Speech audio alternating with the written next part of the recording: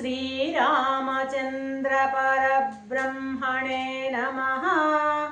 श्रीगुरुभ्यो नमः। श्रीमात्रे नमः। श्रीगणेशाय नमः।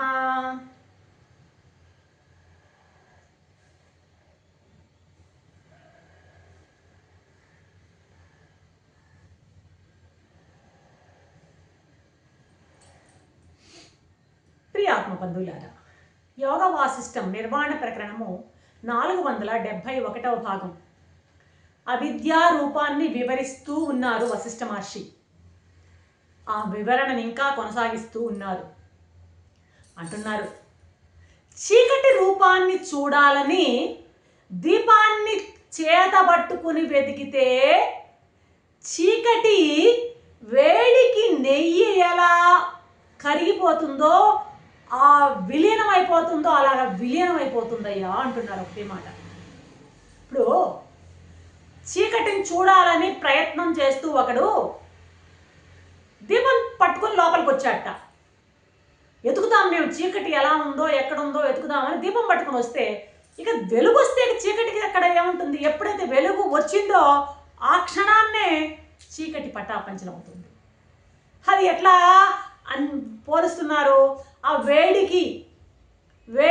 నెయ్యి నేతి గిన్నెని గడ్డగట్టి నేతి గిన్నెని అట్లా వేడి మీద పెడితే ఎట్లాగా విలీనం అయిపోతుందో అట్లా పటాపంచలైపోతుందయ్యా ఆ చీకటి. అలాగే జ్ఞానం అనేటువంటి దీపంతో అవిద్య అనే చీకటి పటాపంచలవుతుంది. విచారణతో అవిద్య నశిస్తుంది. విచారణతో మాత్రమే అవిద్య నశిస్తుంది. ఎట్లా? దూరంగా ఎండమావి కనపడుతుంది. ఏమి ఆ ఎండమావి పాపం ఒక బాటసారి దాహమై ఉంది. ఆ అయ్యో నీళ్లున్నాయి అన్నట్టుగా పరిగెత్తాడు మొదటిసారి. ఎంత దూరం పోతే అంత దూరం ఆ ఎండమావి దూరం దూరం దూరం దూరం పోతుందే కానీ అక్కడ నీళ్లు లేవు. బాగా అర్థమైంది వానికి. అదే ఒక జింక చూసింది పాపం. ఆ జింక ఈ బాటసారి ఇద్దరు ఒకే సమయంలో దాన్ని మళ్ళీ ఆ ఎండమావి కనపడుతూ ఉంది. ఇతనికి ఆ ఎండమావి ఎలా కనపడుతుంది? నాకు తెలుసులే, నీ తలుగు వెలుగులు జల జల జలమని ప్రవహిస్తున్నట్టు కనిపిస్తున్నావు, మెలమెలమెలమని మెరుస్తున్నావు, అయినా నువ్వు నీరు కాదు, నువ్వెవరో నాకు తెలుసు, నీ గుట్టుమట్లు నాకు తెలుసు అని కూర్చున్న చోటు నుంచి కదలడు వీడు. వివేకం విచారణతో, విచారణ అది ఎనాలసిస్, విచారణతో వీడు అక్కడ కదలడు. అదే ఆ జింక పాపం ఏమవుతుంది? దానికి ఎంత విచారణ లేదు. అయ్యో నీళ్లున్నాయి అనుకొని పరిగెత్తి పరిగెత్తి పరిగెత్తి దాహంతో ఆ నాలుక బయట పెట్టి చచ్చిపోతుంది అనమాట. వివేకం ఉన్నట్టు మానవుడికి, విచారణ ఉన్న మానవుడిని అవిద్య ఏం చేయలేదు. విచారణ లేనటువంటి మూర్ఖుడికి, అజ్ఞానికి ఈ ప్రపంచం ఏమవుతుందంటే ఎండమావిలా ఆ మృగం ఎలాగా ఆ దీనస్థితి పొందిందో ఆ స్థితిని పొందుతాడనమాట.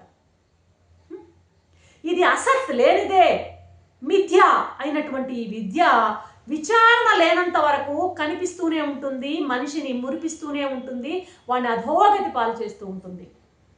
ఎప్పుడైతే వెలుగు వస్తూనే చీకటి తొలగిపోతుందో, జ్ఞానం కలగగానే అవిద్య యొక్క మిథ్యాతత్వము స్పష్టంగా అర్థమవుతుంది. నాకు తెలుసులే నీ యొక్క తలుపు అని ఆ బాటసారి ఎలాగా గట్టిగా నిర్ణయించుకుంటాడో ఆ విధంగా అవిద్య పారిపోతుంది. కాబట్టి ఎక్కడైనా సరే విచారణ అనేది ఉండాలి. విచారించి చూస్తే కానీ ఆ యొక్క తత్వం, ఆ వస్తువు కానీ ఆ పదార్థం కానీ దేనిదైనా ఒక మనిషి తత్వాన్నైనా సరే స్పష్టం అవ్వాలంటే నువ్వు విచారణ చేసి చూడాలి. ఈ రక్తము, మాంసము, మూత్రము మొదలైనటువంటి వీటన్నిటితో కలిగినటువంటి ఈ శరీరంలో ఉన్నటువంటి శక్తి ఎవరు, నేనెవరు అని కనుక విచారిస్తే ఈ పైన ఉన్నటువంటి ఈ పటాటోపాలంతా పోయి చివరికి ఎవరు మిగులుతారు? ఆ లోపల ఉన్నటువంటి ఆ చైతన్యం మిగులుతుంది. కాబట్టి ఒకప్పుడు ఉండి మరొకప్పుడు లేనటువంటి అసత్ రూపాలు ఇవన్నీ. ఎండమావులు, ముచ్చపు చిప్పలో వెండి, అదేవిధంగా స్థాణువులో పురుషుడు, అదేవిధంగా ఇంకా ఆ యొక్క రజ్జువులో పూలమాల, ఇవన్నీ ఒకప్పుడు కనిపించి మరొకప్పుడు కనిపించినటువంటి ఆ అసత్ రూపాలు ఇవి. అర్థమైందా? వీటిని కానీ చక్కగా విచారిస్తే, వీటిని త్యజిస్తే, ఇదంతా అసత్తే కదా, మిథ్యే కదా, అసత్తే కదా అని త్యజించేస్తే మిగిలేది కేవలం చిదాత్మే. దీన్ని ఏమంటారు? అవిద్యాక్షయము అంటారు. అర్థమైందా? ఇప్పుడు ఒకదాన్ని మరొకదానిగా పరిగణించడమే కదా అవిద్య అంటే. రజ్జువుని సర్పంగా పరిగణించడం, స్థాణువుని పురుషుడుగా చూడడం, ముచ్చపు చిప్పని వెండిగా చూడడం, ఇదే కదా అవిద్య అంటే. సూర్యరశ్మిని ఎండమావిగా జలంగా చూడడం. అయితే కనిపించేవంతా ఇదంతా బ్రహ్మమే. ఇక్కడ ఏమంటా అంటే ఇదంతా బ్రహ్మము కాదు అని నిశ్చయంగా చూడడం అవిద్య అంటున్నాడు ఇక్కడ స్వామి మహర్షుల వారు.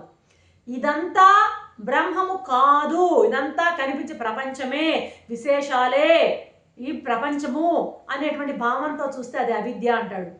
అలా కాక ఇదంతా బ్రహ్మమే అన్నటువంటి నిశ్చయ జ్ఞానంతో చూసినట్లయితే అది అవిద్యా క్షయము అంటున్నాడు, అవిద్యా నాశము అంటున్నాడు అనమాట.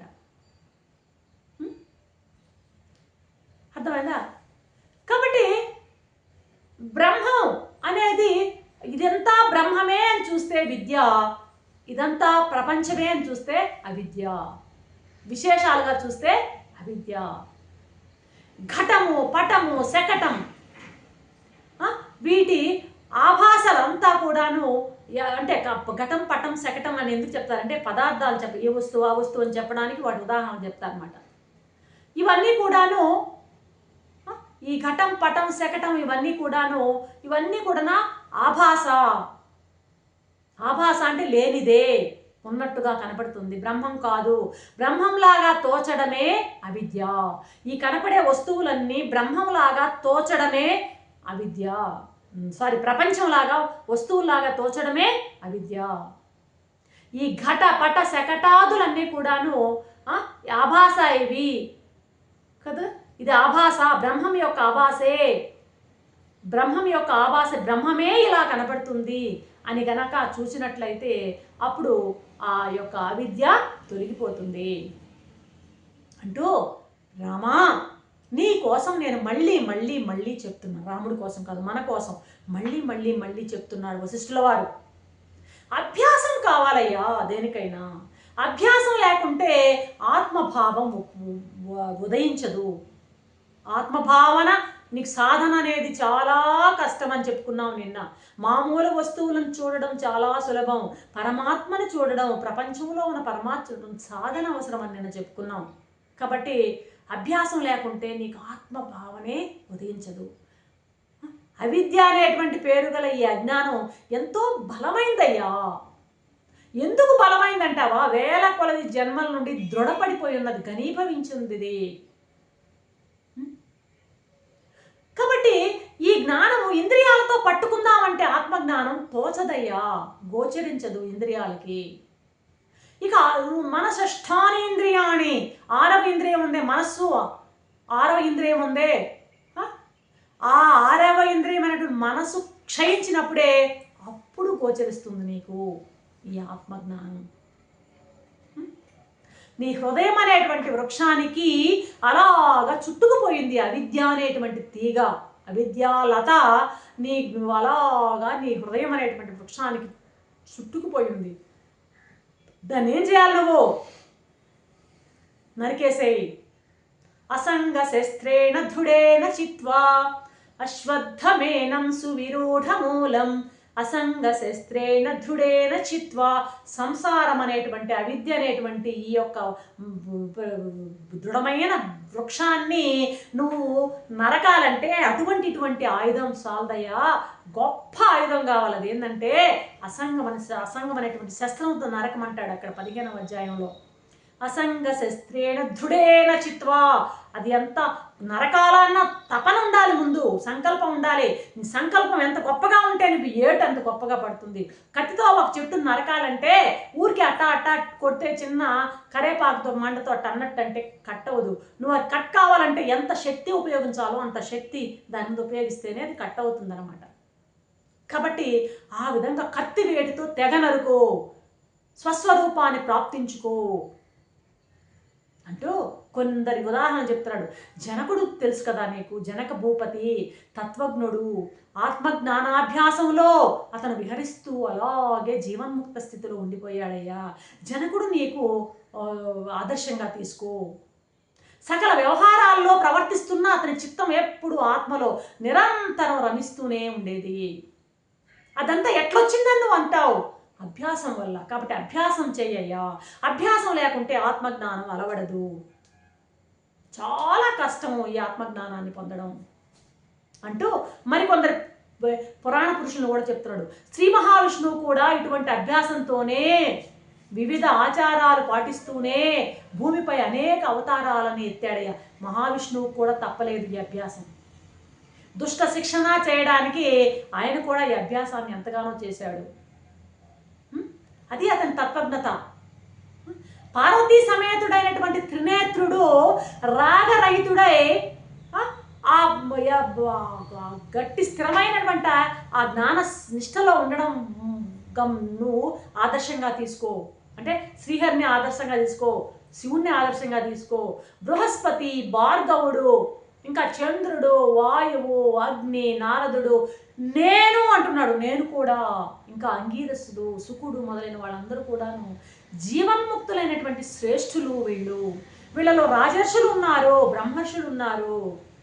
వీరికి అంతటికీ కూడాను ఎటువంటి నిశ్చయం కలిగిందో అటువంటి నిశ్చయంతోనే నీవు ఉండు, నీకు ఆ నిశ్చయం కలుగుగాక అని ఆయనకి ఆశీర్వదిస్తూ ముగిస్తున్నారు వశిష్ఠ మహర్షి.